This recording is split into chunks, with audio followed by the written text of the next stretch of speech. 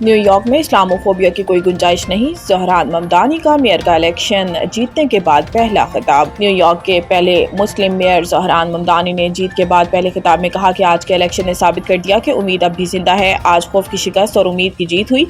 New York में मोर्शी सियासत का खात्मा कर दिया है। ये शहर आपका है, जमहूरियत भी आपकी है और मुस्तकबिल हमारे हाथ में है। ज़हरान ममदानी ने न्यूयॉर्क की आवाम का शुक्रिया अदा करते हुए कहा कि न्यूयॉर्क की आवाम ने तब्दीली को वोट दिया है। Taxi drivers, nursing, working class का शुक्रिया, ये शहर आपका है, जमहूरियत भी आपकी है। हम लीडरशिप के नए दौर में दाखिल हो गए हैं। 1000 से ज़ायद रज़ाकारों की मुहिम में हिस्सा लेने पर शुक्रगुजार हुआ। ये सब आप लोगों की वजह से मुमकिन हुआ। नौमुंतखब मेयर न्यूयॉर्क सिटी ज़हरान ममदानी का कहना था कि मुझे अपना आप साबित करने का मौका देने के लिए शुक्रिया। हम आपके लिए लड़ेंगे क्योंकि हम आप में से हैं। सिक्योरिटी और इंसाफ सबको फराहम किया जाएगा। आप सबकी जद्दोजहद हमारी जद्दोजहद है। अमरीकी सदर को मुखातिब करते हुए ज़हरान ममदानी का कहना था कि डोनाल्ड ट्रंप, मुझे पता है आप देख रहे हैं, डोनाल्ड ट्रंप, मैं आपको 4 जुमले कहूँगा, टर्न द वॉल्यूम अप। कौमी एयरलाइन और एयरक्राफ्ट इंजीनियर्स के दरमियान तनाज़ा ताहाल बरकरार, दर्जनों परवाजें मुतासिर। कौमी एयरलाइन के एयरक्राफ्ट इंजीनियर के एहतजाज के बायस दर्जनों परवाजें ताख़ीर का शिकार और मुतअद्दिद मनसूख हो गईं।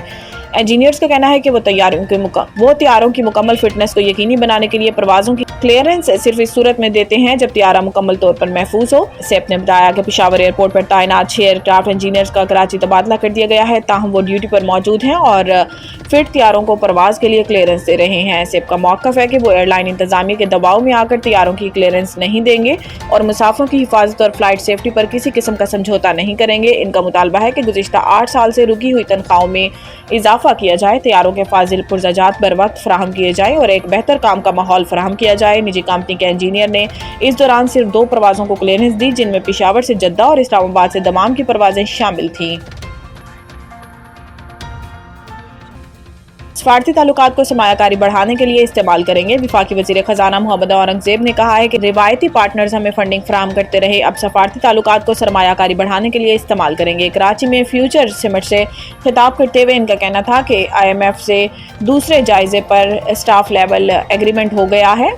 किसकी अदायगी की मंजूरी के लिए IMF के बोर्ड का इजलास दिसंबर के आगाज़ में होगा। हमारी सिमत दुरुस्त है, मुईशत पर सरमायाकारों का एतमाद बुलंद है। इन्होंने कहा कि रिवायती पार्टनर्स हमें फंडिंग फराहम करते रहे, अब सफारती ताल्लुकात को सरमायाकारी बढ़ाने के लिए इस्तेमाल करेंगे। सरमायाकारी की क़यादत निजी शोबा करेगा। ब्लू इकॉनमी में बेपनाह पोटेंशियल है। मसनूई ज़हानत पर मबनी नमू को आगे बढ़ाने के लिए ज़रूरी इंफ्रास्ट्रक्चर मुहैया करेंगे। गूगल ने पाकिस्तान में दफ्तर कायम करने का फैसला किया है। गूगल पाकिस्तान को एक्सपोर्ट हब के तौर पर देख रहा है।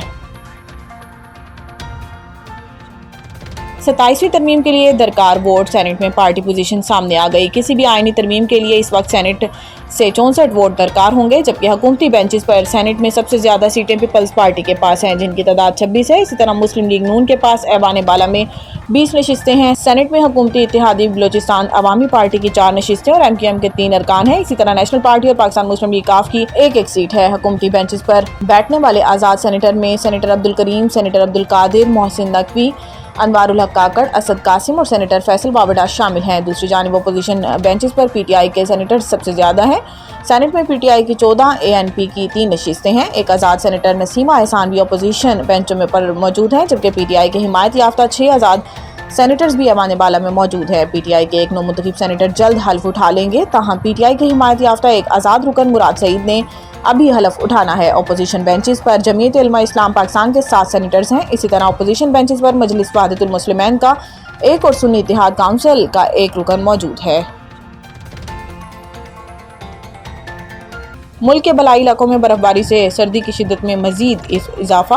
गिलगित बल्तिस्तान के पहाड़ों पर बर्फबारी का सिलसिला फिर शुरू हो गया। बाबूसर, नांगा पर्वत और बटोगा की चोटियों पर बर्फबारी का सिलसिला वक्फे से जारी। 12 से ज़ायद गाड़ियां बर्फ में फंस गईं। इधर खैबर पख्तूनख्वा के इलाके सवात, दीर और कलाम के पहाड़ों पर भी बर्फबारी हुई, जबकि अपर हज़ारा डिवीजन में मौसम सरमा की पहली बारिश और यालाबारी से सर्दी की शिद्दत में इजाफा हो गया। दिन के वक्त भी रात का समा रहा। अयूबिया, नथिया गली और छांगला गली समेत बालाई गलियात में 2 से 3 इंच तक बर्फ पड़ चुकी है। दूसरी जानिब मुजफ्फराबाद से वादी नीलम तक बारिश और बर्फबारी से मौसम मजीद सर्द हो गया। इंतजामिया ने शहरियों को हदायत की है कि खराब मौसम के दौरान गैर जरूरी सफर से गुरेज करें।